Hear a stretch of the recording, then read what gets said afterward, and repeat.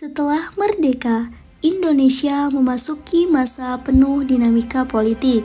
Periode 1950 hingga 1957 dikenal sebagai era demokrasi liberal, menjadi babak penting dalam perjalanan bangsa. Dengan sistem parlementer, kekuasaan kabinet sangat bergantung pada dukungan parlemen, namun stabilitas yang diharapkan tidak mudah tercapai. Di bawah Konstitusi Undang-Undang Dasar Sementara 1950, Indonesia menjalankan pemerintahan parlementer dengan multipartai. Namun, fragmentasi politik seringkali menyebabkan konflik di parlemen, membuat kabinet hanya bertahan dalam waktu singkat. Dalam 7 tahun, Indonesia mengalami 7 pergantian kabinet. Di balik dinamika politik yang penuh gejolak, sejumlah tokoh nasional tampil membawa gagasan dan perjuangan mereka.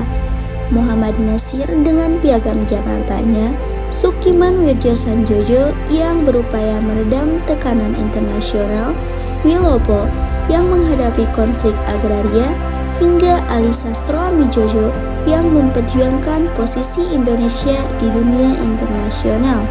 Masing-masing membawa visi untuk memajukan bangsa di tengah tantangan besar. Pemilihan umum tahun 1955 yang dianggap sebagai pemilu paling bersih dalam masa 50 tahun menghasilkan 4 partai besar yang mendominasi parlemen, yaitu Partai Nasional Indonesia atau PNI, Partai Islam Masyumi, Nahdlatul Ulama, dan PKI. Partai besar semasa revolusi seperti Partai Sosialis Indonesia atau PSI sangat merosot perolehan suaranya, sehingga secara faktual telah tersingkir dari percaturan politik di Indonesia. Karena tidak ada mayoritas satu partai, perpecahan atau persaingan berlanjut terus. Namun, di tengah dinamika tersebut, ada prestasi besar yang dicapai. Pemilu pertama tahun 1955 menjadi tonggak sejarah demokrasi Indonesia. Pemilu ini memilih anggota parlemen dan konstituante yang bertugas menyusun Undang-Undang Dasar baru. Meski konflik politik sering mencuat ke permukaan, kehidupan rakyat Indonesia terus berjalan. Dari pasar tradisional hingga sekolah-sekolah, rakyat bergulat dengan realita baru sebagai bangsa merdeka.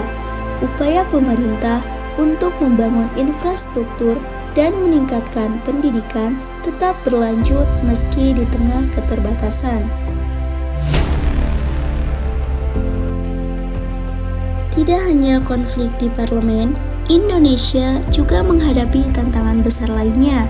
Ancaman disintegrasi seperti pemberontakan DITII dan PRRI atau Permesta semakin menambah tekanan. Di sisi lain, upaya membangun ekonomi seringkali terganggu oleh ketidakstabilan politik. Akan berlakunya kembali Undang-Undang Dasar 1945 menetapkan Undang-Undang Dasar 1945 berlaku lagi.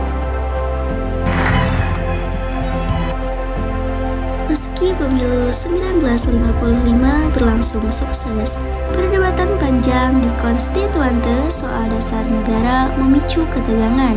Hingga akhirnya, pada tahun 1957, Presiden Soekarno mengkritik sistem demokrasi liberal dan mulai menggagas demokrasi terpimpin.